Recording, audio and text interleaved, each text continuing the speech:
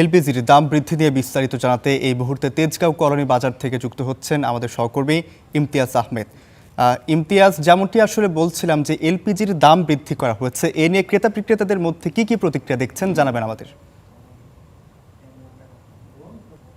রৌফ, আপনি যেমনটা বলছিলেন যে এলপিজির যে দাম বাড়ানো হয়েছে, আজকে সকালে বাংলাদেশ এনার্জি রেগুলেটরি কমিশনের পক্ষ থেকে যে বাড়তি দাম নির্ধারণ করা হয়েছে তার আসলে তেমন কোনো প্রভাব এখন পর্যন্ত খুচরা পর্যায়ে পড়েনি। কারণ আসলে এই ইনফরমেশন কিংবা এই তথ্যটি এখন পর্যন্ত আসলে মাঠ পর্যায়ে সবাই জানে না। অনেক বিক্রেতারাও, যাদের সঙ্গে আমরা কথা বলেছি, তারাও এই তথ্যটি এখন পর্যন্ত জানে না।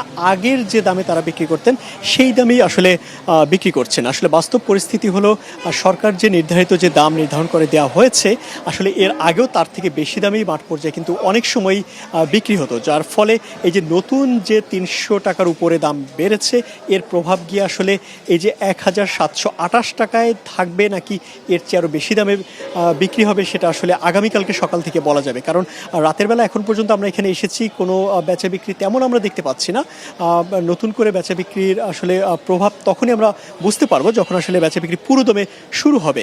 যেহেতু আজকের এখন রাতের বেলায় অনেকে সিলিন্ডার দিতে আসছেন না, তাই আসলে এর প্রভাবটা পুরোপুরি আসলে আপনাকে জানাতে পারছি না। তবে যারা বিক্রেতা রয়েছেন তারা আমাদেরকে যেমনটা বলছেন যে আসলে এর আগেই কিন্তু যে নির্ধারিত দাম ছিল, সেই দামের চেয়েও কিন্তু অনেক বেশি দামেই অনেক ক্ষেত্রে কিন্তু বিক্রি হতো। আর এখন যেহেতু আরও ৩০০ টাকার উপরে এখানে যুক্ত হয়েছে, এর দামটা হয়তো খুচরা পর্যায়ে আরও বেশি দামে বিক্রি হবে। আপনি জানেন যে এর আগে কিন্তু আমরা দেখেছি যে এলপিজি সিলিন্ডার একটি ব্যাপক ক্রাইসিস কিন্তু সৃষ্টি হয়েছিল। তখন আসলে দাম বাড়ানোর একটি দাবি কিন্তু ছিল যারা এলপিজি ব্যবসা করছেন তাদের পক্ষ থেকে।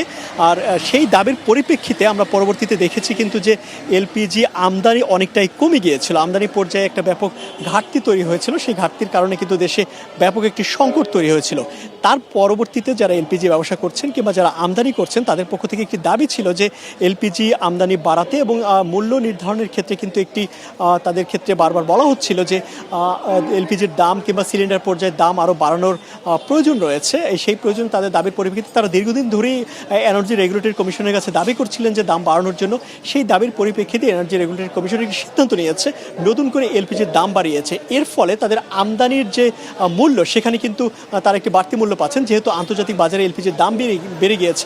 একই সঙ্গে মধ্যপ্রাচ্যের যে সাম্প্রতিক সংকট, সেই সংকটে কিন্তু একটি আন্তর্জাতিক বাজারে এলপিজির একটি সংকট তৈরি হয়েছে, যার প্রভাবে আন্তর্জাতিক বাজারও দাম বেড়েছে।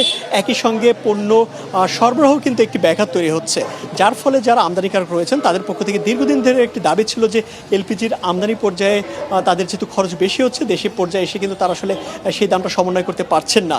তাদের এই দাবির পরিপ্রেক্ষিতে এনার্জি রেগুলেটরি কমিশন থেকে দাম বাড়ানো হয়েছে এবং এই দাম বাড়ানোর পরিপ্রেক্ষিতে তারা এখন হয়তো যে আন্তর্জাতিক বাজারের বাড়তি মূল্য, সেই বাড়তি মূল্য দিয়ে তারা আমদানি করতে পারবেন এবং দেশের বাজারের সঙ্গে সমন্বয় করতে পারবেন। কিন্তু ১,৭২৮ টাকা সরকার নির্ধারিত, অর্থাৎ এনার্জি রেগুলেটরি কমিশন নির্ধারিত দাম। ইমতিয়াজ, আমি আরেকটি বিষয় আপনার কাছে জানতে চাই, যেটি হচ্ছে সিন্ডিকেট যদি দেখা দেয় সেক্ষেত্রে কর্তৃপক্ষ কোনো ব্যবস্থা নিয়েছে কিনা বা এই বিষয়ে কোনো কিছু বলেছে কিনা, কি ব্যবস্থা নেওয়া যেতে পারে তাদের বিষয়ে?